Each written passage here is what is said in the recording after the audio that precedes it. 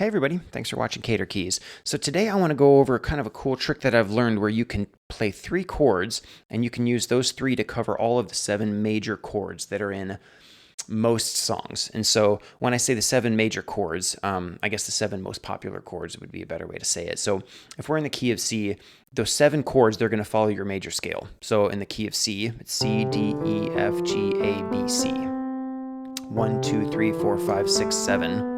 And you're back to the 1. So you had the chords on top of it. It's your 1 chord, which is your C, your 2 minor, which is a D minor, and your 3 chord, that's a 1 over a 3 bass, and your 4 chord is an F, your 5 chord is a G, your 6 chord is an A minor, or a 6 minor, your 5 over 7, which is a G over a B, and then you're back to your 1. So those are the 7 main chords. So 1, 2 minor, 1 over 3, 4, 5, 6 minor, 5 over 7, and then you're back to the 1. So instead of moving your hand all over the place, you can actually keep your hand in this octave position where you're hitting the 1 octaves. And so you're only going to play 3 chords. So it's a C chord, or your 1 chord. That's the first chord. And then all you do is you add a sus4. And then your 3rd chord is you're going to hit a G4, where it's your G and you add the 4. So 1st chord, 2nd chord, and your 3rd chord. So when you add the bass notes to that, actually let me go down here. So here's your 1. Here's your 2 minor. Here's your 1 over 3. Here's your 4. Here's your 5 chord. Here's your 6 minor, your 5 over 7, and then your 1 chord.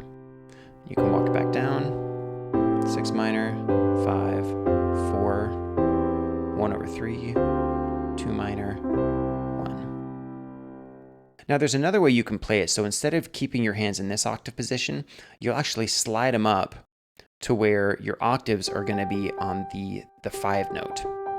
And then the middle fingers will kind of fall into play once we get going. So let me bring it down here. So basically here's your C chord or your 1 chord, and you're playing octaves with the 5th. And then the 2nd chord, that's just a C2.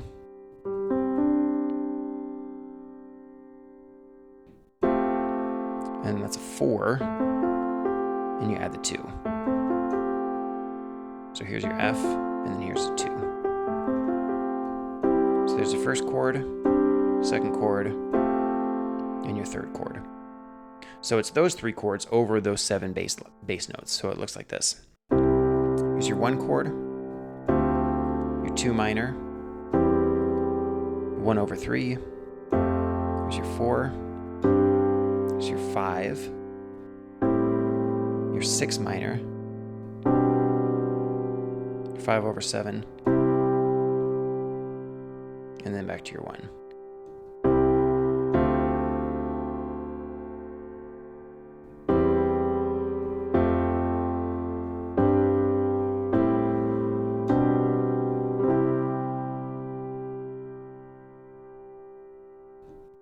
So knowing both of those is a great way to play songs because you don't have to move your hand that much, but it also sounds extremely full, whether you're doing it in this position or if you do it in this position. And again, that's just in the key of C. So a good practice is to go through all the other keys and practice it. So if you're going to do it in the key of D, it would look like this.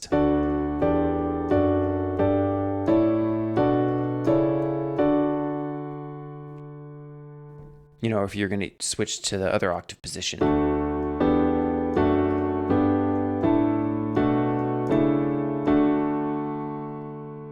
And so you can go, practice in E and F and G and A and B. But yeah, it's a good practice tip to know, and I hope that helps.